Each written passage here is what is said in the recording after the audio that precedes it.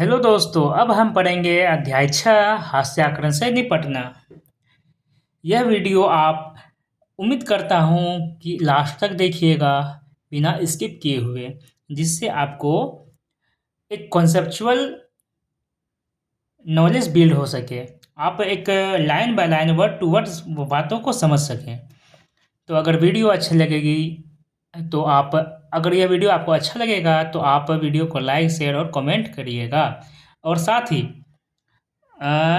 Channel को subscribe भी कीजिएगा। आपका एक सब्सक्राइब हमें मोटिवेट करता है। चलिए पढ़ते हैं।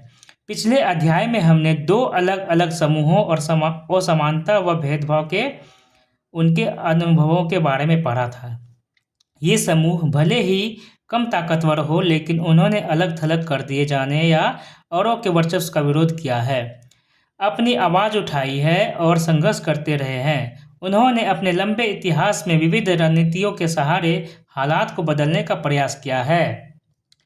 धार्मिक सांत्वना, सशस्त्र संघर्ष, आत्म परिष्कार व शिक्षा और आर्थिक बेहतरी, अपनी स्थिति में सुधार के लिए उन्होंने तरह तरह के रास्ते अपनाए हैं। संघर्ष का कौन सा रास्ता चुना जाएगा, यह हर एक मामलों में उन हालात पर निर्भर करता है जिसमें हसियाई समुदाय रहते हैं। इस अध्याय में हम यह समझने की कोशिश करेंगे कि विभिन्न समूहों और व्यक्तियों ने असमानता से निपटने के लिए क्या क्या तरीके अपनाए हैं।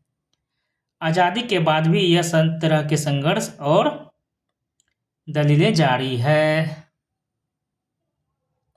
हालांकि उनका स्वरूप बदल गया है। आज हमारे देश के आदिवासी, दलित, मुसलमान, औरतें एवं अन्य हसियाई समूह यह दलील दे रहे हैं कि एक लोकतांत्रिक देश का नागरिक होने के नाते उन्हें भी बराबर के अधिकार मिलने चाहिए और उनके अधिकारों की रक्षा होनी चाहिए। उनमें से बहुत सारे लोगों ने अपनी चिंताओं को दूर करने के लिए संविधान का भी सहारा लिया है। इस अध्याय में हम देखेंगे कि हसियाई समूह अपने संघर्ष के दौरान संविधान का सहारा किस तरह लेते हैं। हम यह भी देखेंगे कि विभिन्न समूहों को निरंतर शोषण से बचाने के लिए अधिकारों को कानूनों की शक्ल कैसे दी जाती है। यहाँ इस बात पर भी विचार करेंगे कि इन समूहों को विकास का लाभ प्रदान करने के लिए सरकार की ओर से किस तरह के नीतिगत प्रयास किए गए हैं। मौलिक अधिकारों का उपयोग। अब पढ़ते हैं मौलिक अधिकारों का उपयोग कैसे किया जाता है हस्ताक्षरण से निपटने के लिए।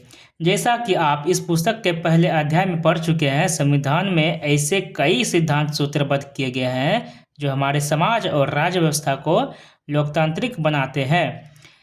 इन सिद्धांतों को मौलिक अधिकारों के जरिए परिभाषित किया गया है। यह हमारे संविधान का एक महत्वपूर्ण हिस्सा है।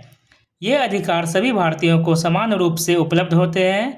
जहाँ तक हसियाई तबकों की बात है, उन्होंने इन अधिकारों को दो तरह इस्तेमाल किया है। पहला, अपने मौलिक अधिकारों पर जोर देकर उन्होंने सरकार को अपने साथ हुए अन्याय पर ध्यान देने के लिए मजबूर किया है। दूसरा क्या है, उन्होंने इस बात के लिए दबाव डाला है कि सरकार इन कानूनों को लागू करे। कई बार हसियाई तबकों के संघर्ष की वजह से ही सरकार को मौलिक अधिकारों की भावना के अनुरूप नए कानून बनाने पड़े हैं। संविधान के अनुच्छेद 17 के अनुसार अस्पृश्यता या छुआछूत का उन्मूलन किया जा चुका है ना। इसका मतलब यह है कि अब कोई भी व्यक्ति दलितों को पढ़ने, मंदिरों में जाने और सार्वजनिक सुविधाओं का इस्तेमाल करने से नहीं रोक सकता। संविधान के अनुच्छेद 17 में क्या कहा गया है, अस्पृश्यता का या छुआछूत का उन्मूलन किया गया है। इसका मतलब यह भी है कि छुआछूत गलत है और लोकतांत्रिक सरकार इस तरह के आचरण को बर्दाश्त नहीं करेगी। लिहाजा अब अस्पृश्यता एक दंडनीय अपराध है। अब जो छुआछूत करेगा ना, अस्पृश्यता करेगा, वह एक दंडनीय अपराध माना जाएगा। संविधान में ऐसे दूसरे भी अनुच्छेद हैं जो अस्पृश्यता के खिलाफ है। उदाहरण के लिए संविधान के अनुच्छेद 15 में कहा गया है कि भारत के किसी भी नागरिक के साथ धर्म, नस्ल, जाति, लिंग या जन्मस्थान के आधार पर भेदभाव नहीं किया जाएगा। अनुच्छेद 15 में क्या कहा गया है, किसी भी व्यक्ति के साथ भेदभाव नहीं किया जाएगा। किस आधार पर, तो धर्म के आधार पर, नस्ल के आधार पर, जाति व लिंग के आधार पर, जन्म स्थान के आधार पर। इसके बारे में आप कक्षा 7 में समानता पर केंद्रित अध्याय में काफ़ी कुछ पढ़ चुके हैं। समानता के अधिकार का हनन होने पर दलित इस प्रावधान का सहारा लेते हैं। इस तरह यदि दलितों को लगता है कि कोई व्यक्ति या समुदाय या सरकार उनके साथ सही बर्ताव नहीं कर रही है तो वे मौलिक अधिकारों का सहारा ले सकते हैं। उन्होंने बार बार भारत सरकार का ध्यान संविधान की ओर आकर्षित कराया भी है और इस बात पर जोर दिया है कि सरकार संविधान का पालन करे और उन्हें न्याय प्रदान करे। इसी तरह मुसलमानों तथा अन्य अल्पसंख्यक समुदायों ने भी संविधान में दिए गए मौलिक अधिकारों का सहारा लिया है। उन्होंने धर्म और सांस्कृतिक व शैक्षणिक अधिकारों की स्वतंत्रता के अधिकार पर जोर दिया है। जहां तक सांस्कृतिक और शैक्षणिक अधिकारों का प्रश्न है, मुसलमान और पारसी आदि सांस्कृतिक धार्मिक समूहों को अपनी सांस्कृतिक की सुरक्षा का अधिकार मिला हुआ है। इस तरह विभिन्न प्रकार के सांस्कृतिक अधिकारों की व्यवस्था करके संविधान ने ऐसे समूहों को सांस्कृतिक न्याय देने का प्रयास किया है। इसका उद्देश्य यह है कि इन समूहों की संस्कृति पर ना तो बहुसंख्यक समुदाय की संस्कृति का वर्चस्व हो और ना ही वह नष्ट हो। समझ गए? अब पढ़ते हैं हाशियाई तबकों के लिए कानून। उसको पढ़ने से पहले हम यहाँ पर एक कविता दी गई है, उनके बारे में जानते हैं। यह कविता महाराष्ट्र के विख्यात भक्त कवित्री सोयराबाई द्वारा लिखी गई है। वह 14वीं शताब्दी के जाने माने भक्त कवि चोखा मेला की पत्नी थी, है ना। सोयराबाई कौन थी? चोखा मेला की पत्नी थी।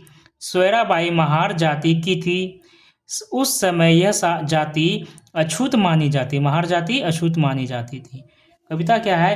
काया है दूषित कहना है उनका और केवल आत्मा है बेदाग, लेकिन दूषित काया पैदा होती है काया के भीतर ही, है ना। ये सब कविता है और इनका जो कहना है इस कविता में सोयराबाई का शुद्धता की सोच पर उंगली उठाते हुए दलील दे रही है ना,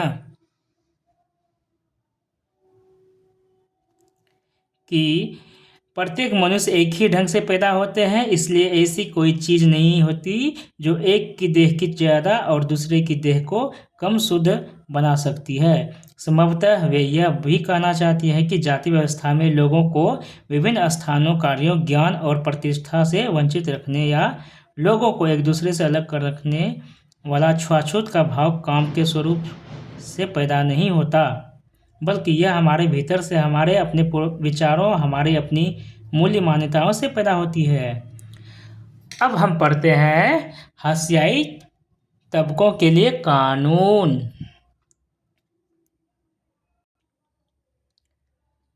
जैसा कि आपने पहले पढ़ा था, सरकार अपने नागरिकों की रक्षा के लिए कानून बनाती है, लेकिन सरकार केवल इसी तरह कार्रवाई नहीं करती। हमारे देश में हाशियाई तबकों के लिए खास कानून और नीतियां बनाई गई है। बहुत सी नीतियां या योजनाएं किसी समिति की सिफारिशें या सर्वेक्षण आदि के नतीजों पर आधारित होती है, जैसा कि इससे पहले हमने सच्चर समिति के बारे में पढ़ा। सरकार इस तरह की नीतियों को प्रोत्साहन देती है ताकि खास तबकों को यही सही अवसर उपलब्ध कराए जा सके। चलिए आगे पढ़ते हैं। सामाजिक न्याय को प्रोत्साहन। अब हाशियाई तबकों को कानून मिलने लगा, कानूनी सहायता मिलने लगा, उसके लिए क्या है? सामाजिक न्याय को प्रोत्साहन मिला। संविधान को लागू करने के लिए राज्य और केंद्र सरकारें जनजातीय आबादी वाले या भारी दलित आबादी वाले इलाकों में विशेष प्रकार की योजनाएं लागू करती है। उदाहरण के लिए कई स्थानों पर दलितों और आदिवासियों को सरकार की ओर से मुफ्त या रियायती दरों पर छात्रावास की सुविधा उपलब्ध कराई गई है, ताकि वे शिक्षा संबंधी सुविधाएं हासिल कर सके जो मुमकिन है कि उनके अपने इलाकों में उपलब्ध नहीं हो। कुछ जरूरी सुविधाएं मुहैया कराने के अलावा सरकार कानूनों का भी इस्तेमाल करती है ताकि व्यवस्था में निहित असमानताएं को खत्म करने के लिए ठोस कदम उठाए जा सके। आरक्षण की व्यवस्था इसी तरह का एक महत्वपूर्ण कानून या नीति है। यह महत्वपूर्ण होने के साथ बेहद विवादास्पद भी है। शिक्षा संस्थानों और सरकारी नौकरियों में दलितों व आदिवासियों के लिए सीटों के आरक्षण का कानून एक महत्वपूर्ण तर्क पर आधारित है। इसके पीछे समझ यह है कि हमारे जैसे समाज में यहाँ कुछ तबकों को सदियों तक पढ़ने लिखने और नई निपुणताएं हासिल करने के अवसरों से वंचित रखा गया है।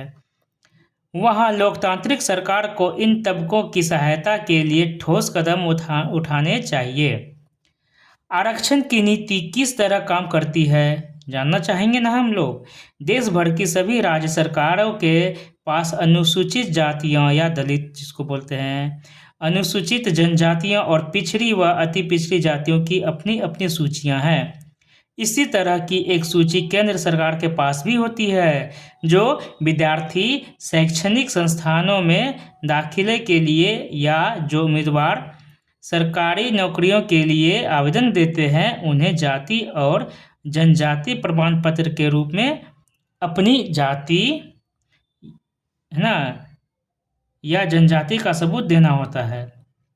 अगर कोई खास दलित जाति या जनजाति सरकारी सूची में है तो उस जाति या जनजाति का उम्मीदवार आरक्षण का लाभ उठा सकता है। कॉलेजों, खासतौर से मेडिकल कॉलेज जैसे पेशेवर संस्थानों में दाखिला के लिए सरकार ने कट ऑफ या न्यूनतम अंक सीमा तय की हुई है। इसका मतलब यह है कि इन संस्थानों में सभी दलित और आदिवासी उम्मीदवार दाखिला नहीं पा सकते। ठीक है, इनमें उन्हीं दलित और आदिवासी विद्यार्थी को है ना आदिवासी विद्यार्थियों को दाखिला मिल जा सकता है जिन्होंने परीक्षा में अच्छा प्रदर्शन किया है और न्यूनतम अंक सीमा से ज़्यादा अंक प्राप्त किए हैं। सरकार इन विद्यार्थियों को विशेष छात्रवृत्ति भी देती है। 9वीं कक्षा की राजनीति विज्ञान की पुस्तक में आप अन्य पिछड़े वर्गों के लिए आरक्षण की व्यवस्था के बारे में और विस्तार से जानेंगे। भाषा की अपनी पुस्तक में आपने कबीर के दोहे पढ़े होंगे। कबीर 15वीं सदी के कवि थे। कबीर कब के थे? 15वीं सदी के कवि थे। पेशे से बुनकर कबीर है ना, पेशे से बुनकर कबीर भक्ति परंपरा से जुड़े थे। कबीर की कविता परम सत्ता के प्रति उनके प्रेम पर केंद्रित थी। उनका यह प्रेम रस्मों और पुंडे पुजारियों के चुंगल से आज़ाद था। उनकी कविताओं में ताकतवर लोगों की तीखी आलोचना दिखाई देती है। कबीर ने ऐसे लोगों पर बार बार प्रहार किया है। तो ये इतना इम्पोर्टेंट नहीं, चलिए आगे पढ़ते हैं। दलित और आदिवासियों के अधिकारों की रक्षा। अब क्या पढ़ेंगे? दलित और आदिवासियों के जो अधिकार है उनकी रक्षा करना संविधान के ही भाग है। हाशियाई समुदायों को भेदभाव और शोषण से बचाने के लिए नीतियों के अलावा हमारे देश में कई कानून भी बनाए गए हैं। आइए यहाँ एक सच्ची घटना पर आधारित एक केस स्टडी को पढ़कर जाने कि अपनी रक्षा के लिए दलित इन कानूनों का किस तरह इस्तेमाल करते हैं। जकमालगुड़ गांव के लोग एक बड़े त्यौहार की तैयारी में जुटे हैं। यहाँ हर 5 साल में एक बार स्थानीय देवता की पूजा की जाती है। जकमालगुड़ गांव में 5 दिन चलने वाले इस उत्सव में आसपास के 20 गांव के पुजारी इकट्ठा होते हैं। इस कार्यक्रम की शुरुआत में दलित समुदाय का एक व्यक्ति सारे पुजारियों के पैर धोता है और धोवन के इस पानी से नहाता है। जकमालगुड़ गांव में यह काम रत्नम के परिवार के लोग करते हैं। रत्नम से पहले उसके पिता और दादा यह काम करते रहे हैं। उन्होंने कभी मंदिर में दाखिला नहीं होने दिया गया, लेकिन इस रस्म को उनके लिए एक भारी सम्मान के रूप में देखा जाता है। इस बार रत्नम की बारी थी। रत्नम 20 साल का था और उसके पास के ही एक कॉलेज में इंजीनियरिंग की पढ़ाई कर रहा था। उसने यह रस्म निभाने से इनकार कर दिया। उसने कहा कि वह इस संस्कार में विश्वास नहीं करता है और उसके पुरखों को दलित होने के कारण ऐसा करने के लिए मजबूर किया जाता था। रत्नम के इनकार से न केवल गांव की ताकतवर जातियां बल्कि उसके अपने समुदाय के कई परिवार भी खफा थे। ऊंची जातियों के लोगों को यह देखकर हैरानी थी कि कच्ची उम्र का एक नौजवान उनका हुक्म मानने से इनकार कर रहा है। उनको लगता था कि रत्नम की पढ़ाई लिखाई ने उन्हें बिगाड़ दिया है और अब वह खुद को उनके बराबर मानने लगा है। रत्नम की जाति के लोग भी ऊंची जाति वालों के गुस्से की आशंका से डरे हुए थे। उनमें से बहुत सारे सवर्णों के खेत खलिहानों में दिहाड़ी मजदूर थे। अगर प्रभुत्वशाली जातियां उन्हें काम देना बंद कर दे तो वे क्या खाएंगे, जिंदगी कैसे चलेगी। ऊंची जातियों ने यह भी ऐलान कर दिया था कि अगर दलित नहीं झुकेंगे तो उन्हें स्थानीय देवता का अभिशाप लगेगा। रत्नम की दलील यह थी कि चूंकि आज तक एक भी दलित मंदिर के भीतर नहीं गया है, इसलिए देवता के उन पर गुस्सा होने का सवाल ही नहीं उठता है। ताकतवर जातियों ने रत्नम को सबक सिखाने की ठानी। उन्होंने उसके समुदाय को हुक्म दिया कि वे रत्नम और उसके परिवार का बहिष्कार कर दें। सभी को यह आदेश दिया गया कि कोई भी उसके परिवार से किसी तरह का संपर्क नहीं रखे। एक रात को अचानक कुछ लोगों ने आकर रत्नम की झोपड़ी में आग लगा दी। रत्नम किसी तरह अपनी मां के साथ जिंदा भाग निकला। उसने अनुसूचित जाति एवं अनुसूचित जनजाति अत्याचार निवारण अधिनियम 1989 के तहत, है ना, अनुसूचित जाति और अनुसूचित जनजाति अत्याचार निवारण अधिनियम कब आया था? 1989। उसी के तहत स्थानीय थानों में मामला दर्ज कराया। बाकी दलित परिवार तब भी उसके समर्थन में आगे नहीं आए। वे डरे हुए थे। उन्हें लगा कि अगर वे अपना मुंह खोलेंगे तो उनकी हालत भी रत्नम जैसी ही बना दी जाएगी। स्थानीय मीडिया ने इस घटना पर काफी ध्यान दिया। बहुत सारे पत्रकारों ने गांव का दौरा किया। रत्नम को उन्होंने दलित प्रतिरोध के प्रतीक के रूप में पेश किया। अंततः विवादास्पद रस्म तो खत्म कर दी गई, लेकिन उसके परिवार को गांव छोड़कर जाना पड़ा क्योंकि गांव की ऊंची जातियों ने उनका बहिष्कार कर दिया। अब पढ़ते हैं अनुसूचित जाति एवं अनुसूचित जनजाति अधिनियम जो 1989 में आया था उनके बारे में। रत्नम ने अपने गांव में ऊंची जातियों द्वारा किए जा रहे भेदभाव और हिंसा का विरोध करने के लिए अनुसूचित जाति एवं अनुसूचित जनजाति यानी कि SC/ST एक्ट के तहत शिकायत दर्ज कराई और कानून का सहारा लिया। यह कानून 1989 में दलितों तथा अन्य समुदायों की मांगों के जवाब में बनाया गया था। SC/ST एक्ट कब आया? तो 1989 में। उस समय सरकार पर इस बात के लिए भारी दबाव पड़ रहा था कि वह दलितों और आदिवासियों के साथ रोजमर्रा होने वाले दुर्व्यवहार और अपमान पर रोक लगाने के लिए ठोस कार्रवाई करे। यूं तो इस तरह का व्यवहार लंबे समय से चला आ रहा था, लेकिन 70 के दशक के आखिर और 80 के दशक में यह समस्या हिंसक रूप लेने लगी थी। इस दौरान दक्षिण भारत के कई हिस्सों में अपने हकों का दावा करने वाले बहुत सारे आग्रही दलित संगठन सामने आए और उन्होंने अपने हकों के लिए पुरजोर आवाज उठाई। वे तथाकथित जातीय दायित्वों का निर्वाह करने को तैयार नहीं थे और समानता का अधिकार चाहते थे। रत्नम की तरह उन्होंने भी दलितों का अपमान व शोषण करने वाली परंपराओं को मानने से इनकार कर दिया। इसकी वजह से ऊंची जातियों के लोग उनके साथ खुलेआम हिंसा पर उतारू हो गए।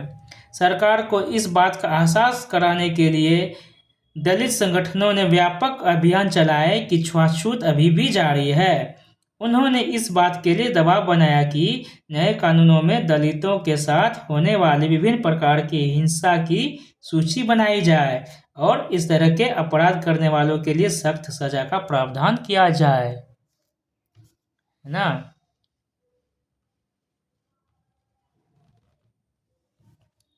सख्त सजा का प्रावधान किया जाए। आग्रही दलित संगठन सामने आए और उसने अपने हकों के लिए पुरजोर आवाज उठाई। ठीक है, चलिए आगे पढ़ते हैं। पंडित देखूं मन में जानी, कहूँ धौ छूती कहूँ से उपजी, तबहू छूती तुम मानी। एक ही पाठ सकल बैठाए छूती लेत धौ काकी, छूती ही जेवन छूती ही आचवन, छूती ही जग उपजाए। कहे कबीर ते छुति विवर्जित, जाके संग न माए। ये कवि के दोहे हैं, कबीर के दोहे हैं।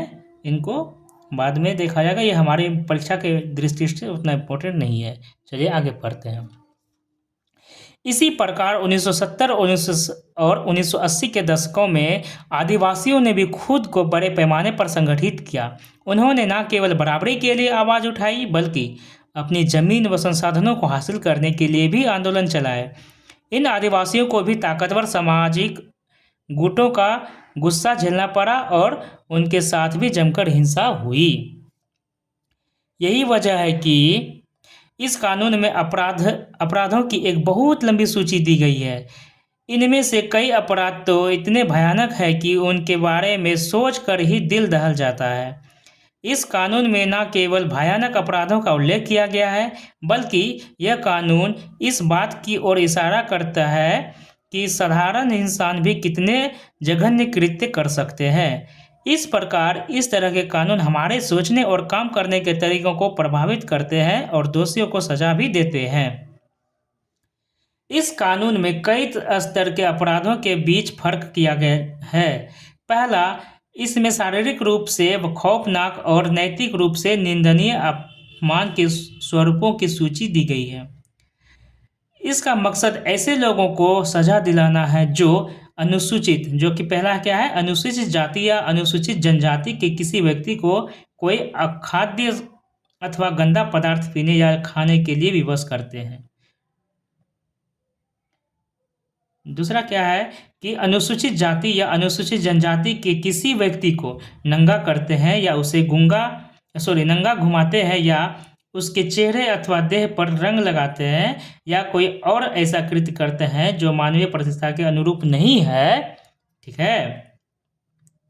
दूसरा, इसमें ऐसे कृत्यों की सूची भी है जिनके जरिए दलितों और आदिवासियों को उनके साधारण संसाधनों से वंचित किया जाता है या उसके है ना उसे अपने नाम पर या उसके स्वामित्व वाली जमीन पर कब्जा करता है या खेती करता है या उसे अपने नाम पर स्थानांतरित करवा लेता है, तो उसे सजा दी जाएगी। एक और स्तर पर यह कानून इस बात को मान्यता देता है कि दलित एवं आदिवासी महिलाओं के खिलाफ होने वाले अपराध एक खास तरह के अपराध हैं, इसलिए ऐसे लोगों को दंडित करने की व्यवस्था की गई है। जो 11 अनुसूचित जाति या अनुसूचित जनजाति की किसी महिला को अपमान करने के लिए उस पर हमला करते हैं या उसके साथ जोर जबरदस्ती करते हैं। हाथ से मैला उठाने का कलंक। बहुत सारे लोग झाड़ू, टीन और टोकरियों के सहारे पशुओं, इंसानों के मलमूत्र को ठिकाने लगाते हैं। वे बिना पानी वाले शौचालयों से गंदगी उठाकर दूर के स्थानों पर फेंक कर आते हैं। हाथ से मैला उठाने वाले पीढ़ी दर पीढ़ी यही काम करते हैं। ठीक है। उसमें से कुछ क्या है इम्पोर्टेंट है, पढ़ते हैं। दलित समुदाय के लगभग 1 लाख लोग यह काम कर रहे हैं। ठीक है। सिर पर मैला ढोने वालों के बीच काम करने वाले एक संगठन का कहना है कि ये लोग 26 लाख निजी और सामुदायिक सूखे शौचालयों की सफाई करते हैं। ये डाटा दिया गया है, तो उतना डाटा हमें ज़रूरत नहीं है। आप नीचे पढ़ते हैं।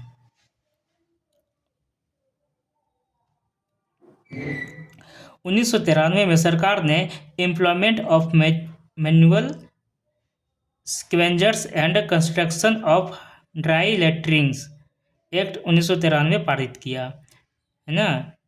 यह कानून सिर पर मैला उठाने वालों को काम करने रखने और सूखे शौचालयों के निर्माण पर पाबंदी लगाता है।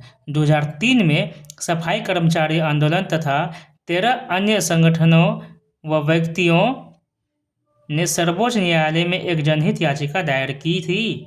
याचिका दायर करने वालों का कहना था कि सिर पर मैला धोने का प्रथा न केवल आज भी चल रही है, बल्कि रेलवे जैसे सरकारी उपक्रमों में भी बड़े पैमाने पर प्रचलित है। ठीक है ना।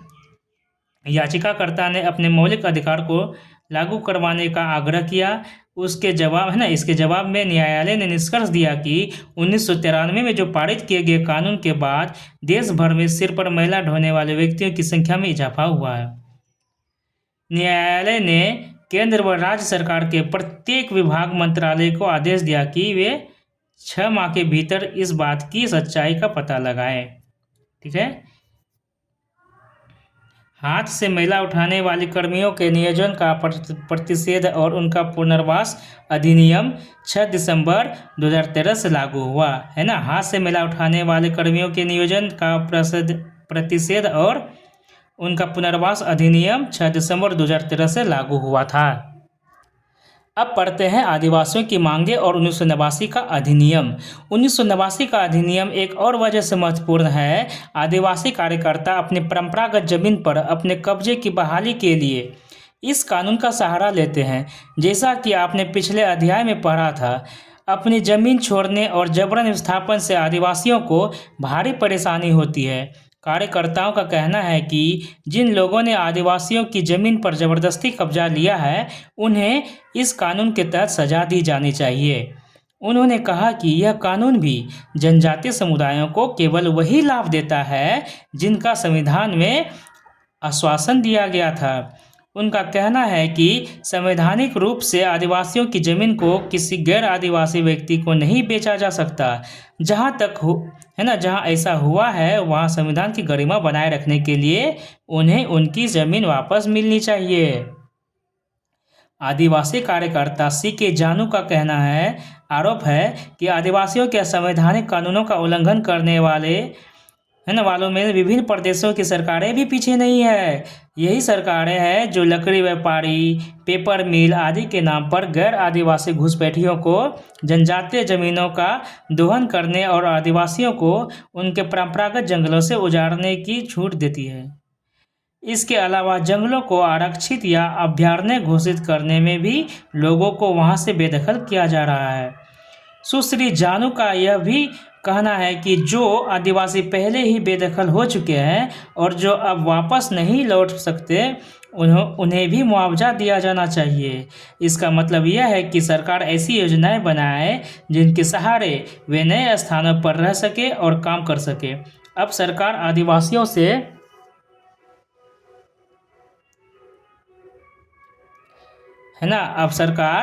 आदिवासियों से छीनी गई जमीन पर औद्योगिक या अन्य परियोजनाओं के निर्माण के लिए बेहिसाब पैसा खर्च कर सकती है। तो इन विस्थापितों को पुनर्वास के लिए मामूली सा खर्च करने में क्यों हिचकती है। तो इस प्रकार ये हम पढ़ लें। अब इसके निष्कर्ष पर पहुंचते हैं। किसी अधिकार या कानून या नीति को कागज पर लिख देने का यह मतलब नहीं होता कि वह अधिकार या कानून या नीति वास्तव में लागू हो चुका है। इन प्रावधानों को अमली जामा पहनाने के लिए लोगों को लगातार कोशिशें करनी पड़ती है। बराबरी, इज्जत और सम्मान की चाह कोई नई बात नहीं है। यह बात हमारे पूरे इतिहास में विभिन्न रूपों में दिखाई देती है। इसी प्रकार लोकतांत्रिक समाज में भी संघर्ष, लेखन, सौदेबाजी और सांगठनिकता की प्रक्रियाएं जारी रहती है या रहनी चाहिए। अब पढ़ते हैं शब्द संकलन के बारे में। आग्रही, यह क्या होता है? जो व्यक्ति या समूह पुरजोर तरीके से अपनी बात रखता है उसे ही आग्रही कहा जाता है। बहिष्कार क्या है? इसका मतलब किसी व्यक्ति या समूह से बाहर निकाल देने या प्रतिबंधित कर देने से होता है। इस अध्याय में यह शब्द व्यक्ति और उसके परिवार के सामाजिक बहिष्कार के विषय में आया है। नैतिक रूप से निंदनीय क्या है? ये ऐसे कृत्य होते हैं जो सभ्यता और प्रतिष्ठा के सारे कानूनों के खिलाफ होते हैं। इस शब्द का इस्तेमाल आमतौर पर ऐसे घृणित और अपमानजनक कृत्यों के लिए किया जाता है जो समाज द्वारा स्वीकृत मूल्यों के खिलाफ होते हैं। नैतिक रूप से निंदनीय। नीति क्या है? एक घोषित कार्य दिशा जो भविष्य का रास्ता बताती है, लक्ष्य तय करती है या अपनाए जाने वाले सिद्धांतों व दिशा निर्देशों की व्याख्या करती है। इस अध्याय में हमने सरकारी नीतियों का उल्लेख किया है, लेकिन स्कूल, कंपनी आदि अन्य संस्थाओं की भी अपनी नीतियां होती है।